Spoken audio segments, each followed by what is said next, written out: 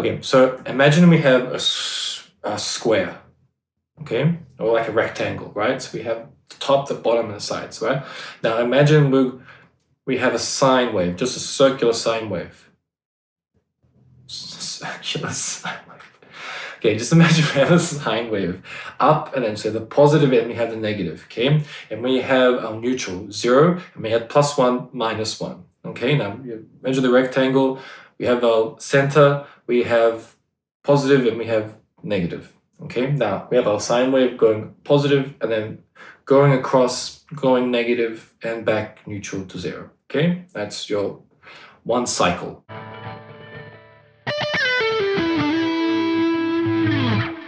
Big Crush. This effect is really cool. Can be applied to a range of things, including your own creative work, the music that you're able to record, the effects you're able to add on that. So it's good to keep that in mind. Hey baby, what's that sound? Like we mentioned, we're using this vocal to our advantage. Now, not every single song, we're trying to find some deep meaning into it. We're just looking for pieces of music that we can work with. And in this one, it works really well because we have... Hey baby, what's that sound? We have saying, what's that sound? And then it just... What the hell was that?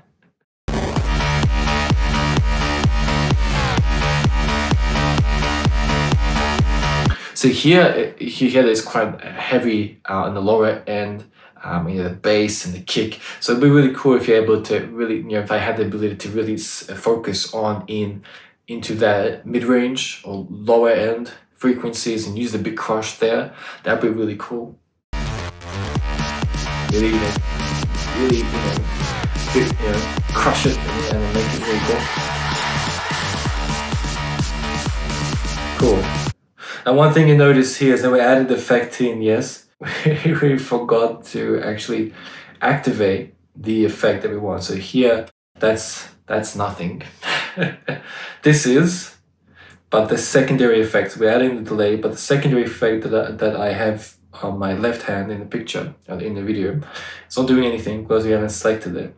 And then I realize, and we click it, and now it's on. But it's too late. So you still get one effect, but not the complement that I wanted. And that happens. Sometimes I think it's best practice to always have them off, in my opinion.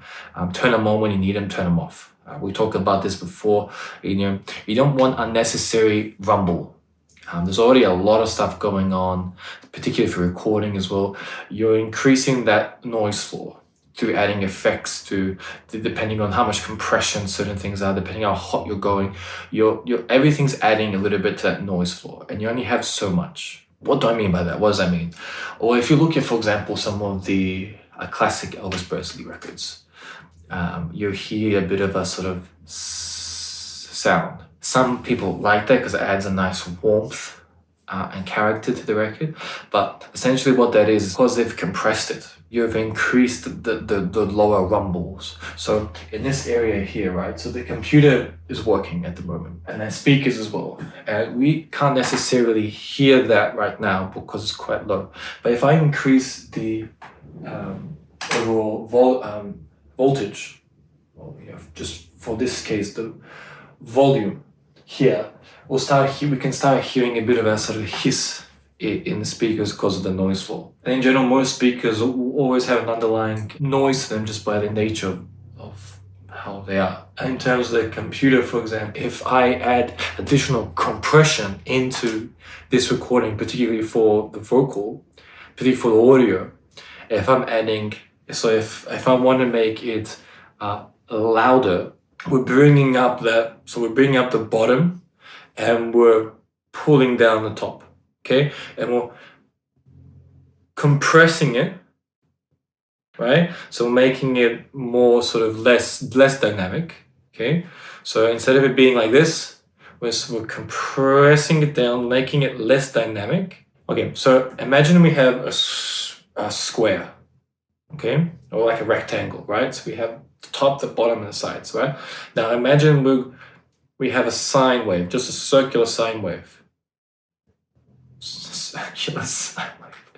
Okay, Okay, just imagine we have a sine wave up and then so the positive and we have the negative, okay? And we have our neutral, 0, and we have +1, -1. Okay, now you measure the rectangle, we have our center, we have positive and we have negative. Okay, now we have our sine wave going positive and then going across, going negative and back neutral to 0. Okay, that's your one cycle. Okay, up, down, and back to neutral. That's your one cycle. If we compress that rectangle, okay, so the original one was this size, and now we've compressed it to this size. We now have, say, 3 dB of space to work with. Okay, now this is just simplified. Okay, we can then increase the overall loudness by 3%, and because we've compressed it, the overall loudness will appear louder. The quiet moments now sound louder, and the high moments are balanced out. Okay, but we're bringing up that noise floor because we've compressed it now. We've squished that bottom. Okay, we've squished the negative. Okay, since we've gone down, we've squished that and we've squished the positive as well. Okay, so we're creating a bit of a mesh. And if you compress more and more and more, what happens is you start losing that low end. Okay, because you're bringing up that noise floor. Okay, and you might have loudness, but you start losing dynamic range. So and what that means is that the loud moments are not going to be as loud, okay? And the soft moments aren't going to be as soft. So then when a soft moment comes and the loud moment comes, it's not going to be as impactful, okay? And the big reason behind that is because you just destroyed a lot of the low end in your music. And you can artificially get that back, but it's not the same.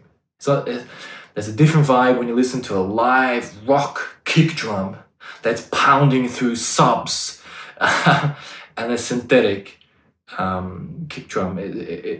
Sure, you can add synthetically more frequencies and manipulate it, but it's a different vibe when you have a live, natural, acoustic sounding, low end thud like that. It feels different, at least for me, in my opinion.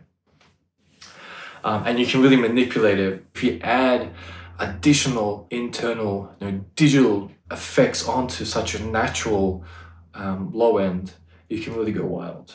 That's something just you want to keep in mind. It's okay to compress, but want to be careful how much of that noise floor you're bringing up. So it's always best to naturally increase just by your volume, your perceived loudness, rather than just compressing everything and turning everything into just a big sausage. Okay, hot dogs are great to eat, but not printing music.